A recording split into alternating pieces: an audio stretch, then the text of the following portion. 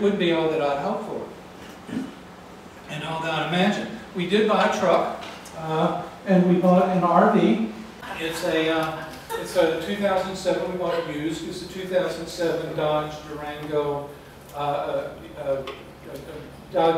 truck, and it's a diesel engine. It's very strong. It can haul 12,000 pounds.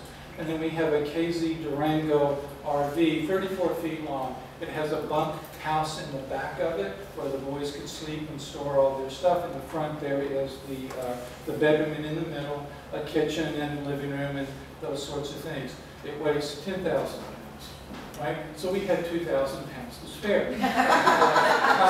Colleen redecorated it, and we began storing stuff in it and all of that. And then we were ready to leave. August 3rd was rolling along. We were kind of maybe the 1st of July at this point, and we were ready to go. And then it turns out that our trip, though, began going the wrong direction. My friend Neil Adams, who was my high school friend, my college roommate, and a friend throughout all my 20s, 30s, and 40s, I learned that he was ill with cancer, and that he was going to die fairly soon. So my boys and I, in the middle of July, we all drove down to Houston, and we visited him there. He was living with his ex-wife, Andis Epplewhite, who has remained his great friend, and he was living with Andis. Neil and I are sort of similar creatures, obviously very different, but we're very similar. Both of us, I think, kind of felt like we never lived up to our potential in some sort of way. We both were divorced earlier in our lives. We both had stents placed in our arteries in our 50s. And we both, I think, nursed a pretty healthy disregard for authority and authority figures. So we went down to visit him, and it was really a great visit with the boys. Theodore took a bunch of film of Neil's artwork. Neil was lining the house, lining the floors, lining in the walls with his artwork, because Neil had decided that he didn't want any treatment. He had cancer.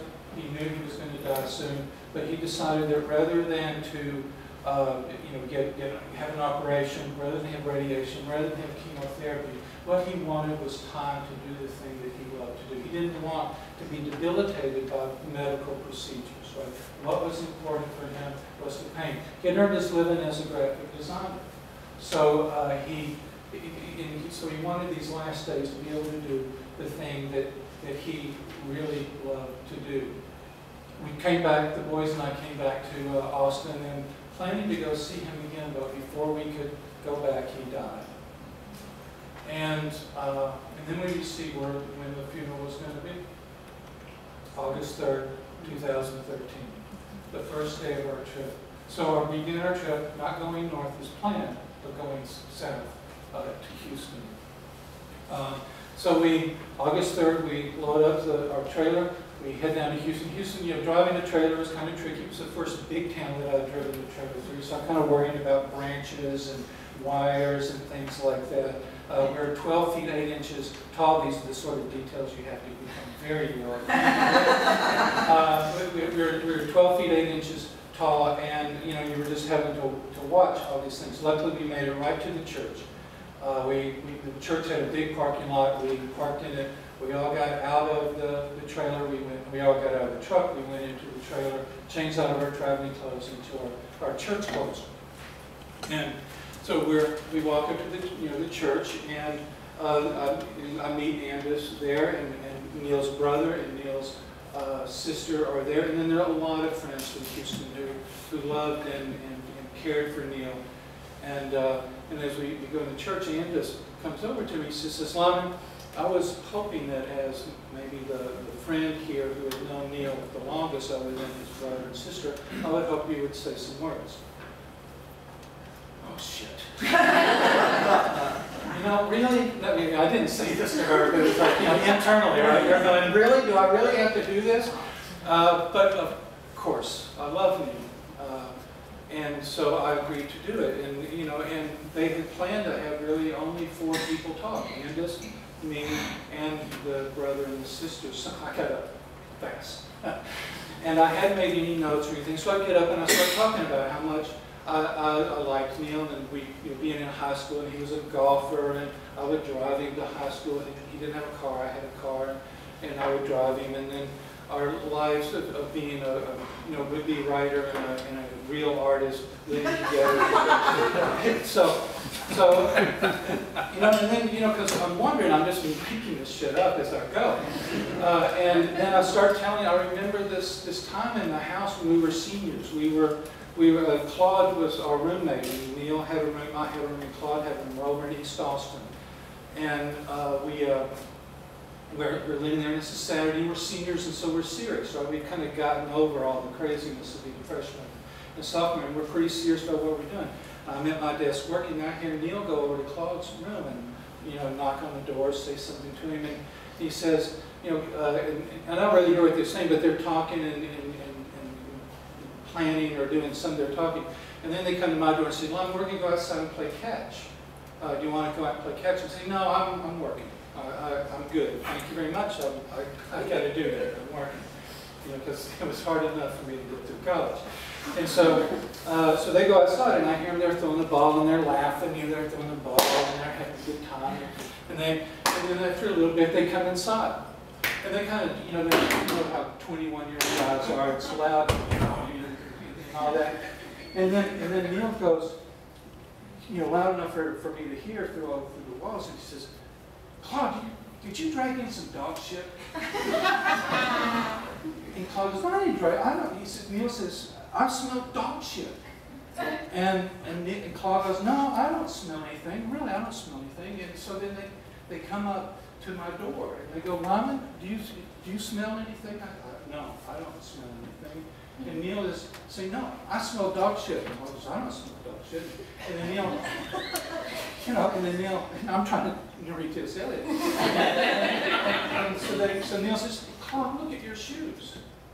Claude looks down and he takes his finger and he, oh, Claude, no. And Claude goes, I'm not sure that's dog shit. and he you know, he holds it, he looks, and says, you know, you think it's dog shit? He says, I know that's dog shit. and then he looks, Claude looks at it, and he smells it.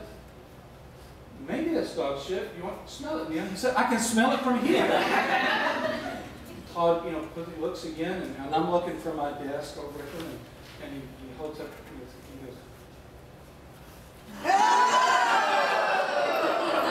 Claude, what are you doing? And he said, well, I'm not sure. Maybe. And he said, Lyman, you look at it. And he brings it over to me. I'm at my desk, and he brings it over to me, and so he holds it up to me, and I look, and it was peanut butter. They had set up this whole thing. On me while I was busy being, you know, an English major. and I looked over at the door there, and there was Neil laughing, you know, just having the best time with that. And so we had our funeral. I sat down, and, you know, I just told that story at a funeral.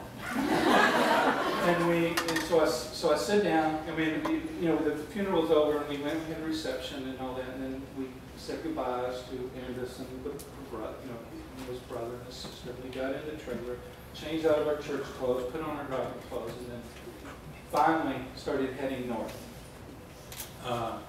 toward Dallas on Highway 45. You know, we're driving along, and I'm thinking, why did I tell that story? There were other stories to tell. Why did I pick that one? That was very odd, Lyman. Good work. But then it started to think, what did it mean that I told that story? You know, who did I invite along this trip with us? Did I invite the Grim Reaper onto this trip? Death? Was this what this meant? We began our trip across America with death? Or did I begin it with you know, the trickster, the fool, the beginning of the journey, the guy who plays the tricks? Is that who it is? You know, who is in the trailer back there as I'm driving down the road?